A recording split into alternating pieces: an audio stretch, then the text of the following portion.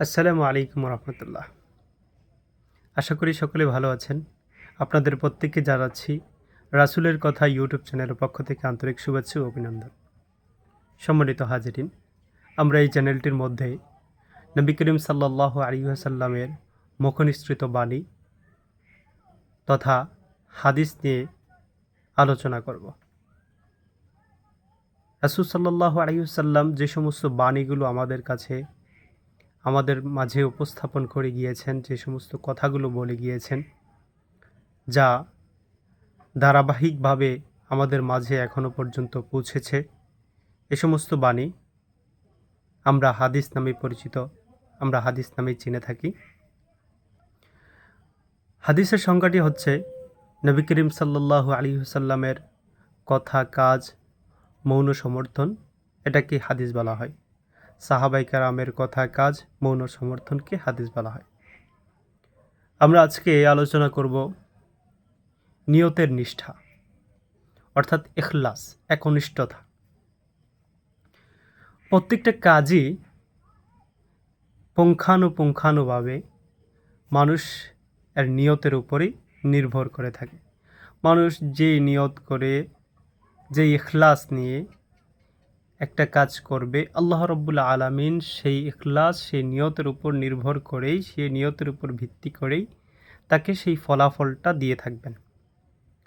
ওমর ইবনে খাত্তাব রাদিয়াল্লাহু তাআলা আনহু হতে বর্ণিত, তিনি নবী করিম সাল্লাল্লাহু আলাইহি ওয়াসাল্লামকে বলতে শুনেছেন। নবী করিম সাল্লাল্লাহু আলাইহি ওয়াসাল্লাম বলেছেন, প্রত্যেকটা কাজ নিয়তের উপরে নির্ভরশীল।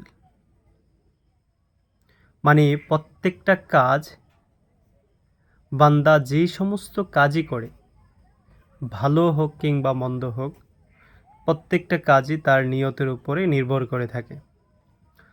যদি কোনো ব্যক্তি আল্লাহ তাআলার সন্তুষ্ট অর্জনের লক্ষ্যে হিজরত করে, তাহলে তার এই হিজরতটা আল্লাহ রাব্বুল আলামিন আল্লাহ তাআলার সন্তুষ্টি অর্জনের জন্যই কবুল করবেন। এর জন্য তাকে উত্তরোত্তর জাযা প্রদান করবেন। আবার কেউ যদি দুনিয়া লাভ অথবা কোনো নারীকে পাওয়ার জন্য হিজরত করে, তাহলে তার এই হিজরতটা দুনিয়া লাভ এবং নারীর পাওয়ার জন্যই হবে, তাই সেই হিসাবেই পরিগণিত হবে। আল্লাহ তাআলা তাকে সেই জিনিসটাই দান করবেন। অন্য একটা হাদিসে নবী করিম সাল্লাল্লাহু আলাইহি ওয়াসাল্লাম বলেছেন,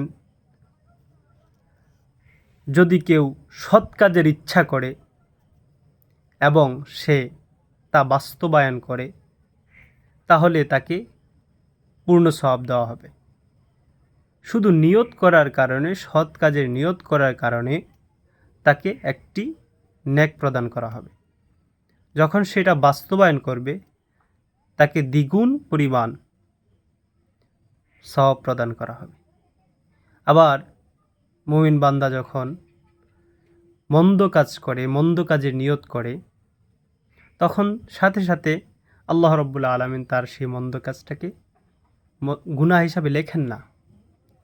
যখন বান্দা মন্দ কাজটা করেন, তখন তার মন্দ কাজের সমপরিমাণ গুনাহ আল্লাহ রাব্বুল আলামিন ফেরেশতাদের মাধ্যমে তার আমলনামায় লেখান। যখন বান্দা গুনাহ বাদে নেকের কাজ করে, নেকের নিয়ত করে, নিয়ত করার সাথে সাথে তার কি হয়ে যায়? নেক লেখা শুরু হয়ে যায়।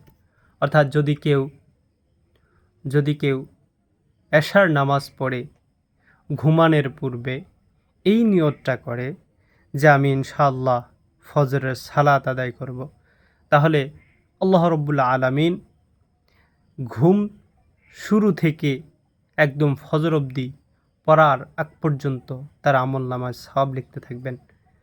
আবার যখন সে ফজরের নামাজ পড়বে, তার দ্বিগুণ পরিমাণ সওয়াব লিখতে থাকবেন। যদি সে নিয়ত না করে ঘুমায়, তাহলে তার জন্য কোনো নেক লেখা হবে না। শুধুমাত্র নিয়ত, ইখলাস, একনিষ্ঠ ইবাদত একনিষ্ঠ আমল, আল্লাহ তাআলা সন্তুষ্টির জন্য আমল, এই নিয়তটা রাইখা আমরা যখন কোনো কাজ করব, যেই কোনো কাজ, দুনিয়ার কোনো মানুষের হেল্প করা, সাহায্য সহযোগিতা করা, অথবা রাস্তাঘাট নির্মাণ করে দেওয়া, টিউবওয়েল তৈরি করে দেওয়া, টিউবওয়েল বসিয়ে দেওয়া, বন্যার্ত মানুষদেরকে সাহায্য সহযোগিতা করা, দুরবস্থায় যারা আছে, অসুস্থ অবস্থায় যারা আছে তাদের সাহায্য সহযোগিতা করা, এই কাজগুলো যখন কোনো ব্যক্তি আল্লাহ তাআলার সন্তুষ্টি অর্জনের জন্য করবে, তাহলে আল্লাহ রাব্বুল আলামিন তার সেই কাজটাকে আল্লাহ তাআলার সন্তুষ্টি অর্জনের জন্যই কবুল করবেন এবং তাকে অধিক পরিমাণে সওয়াব লিখে দেবেন।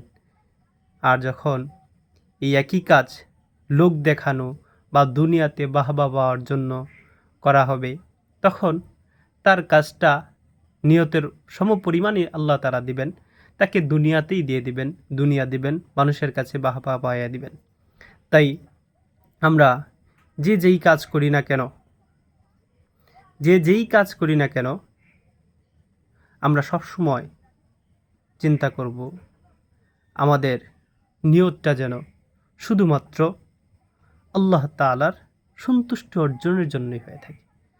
তাহলেই আমাদের পুরো জীবনটাই, প্রত্যেকটা কাজই, প্রত্যেকটা কর্মই আল্লাহ তাআলার জন্য হয়ে যাবে। তাতে করে আমরা সওয়াব থেকে মাহরুম হব না, অধিক পরিমাণে সওয়াব পাবো। আল্লাহ রাব্বুল আলামিন আমাদেরকে সর্বাবস্থায় সর্বকাজে শুধুমাত্র আল্লাহ তাআলার সন্তুষ্টি অর্জনের জন্য করার তৌফিক দান করুক। আসসালামু আলাইকুম ওয়া রাহমাতুল্লাহ।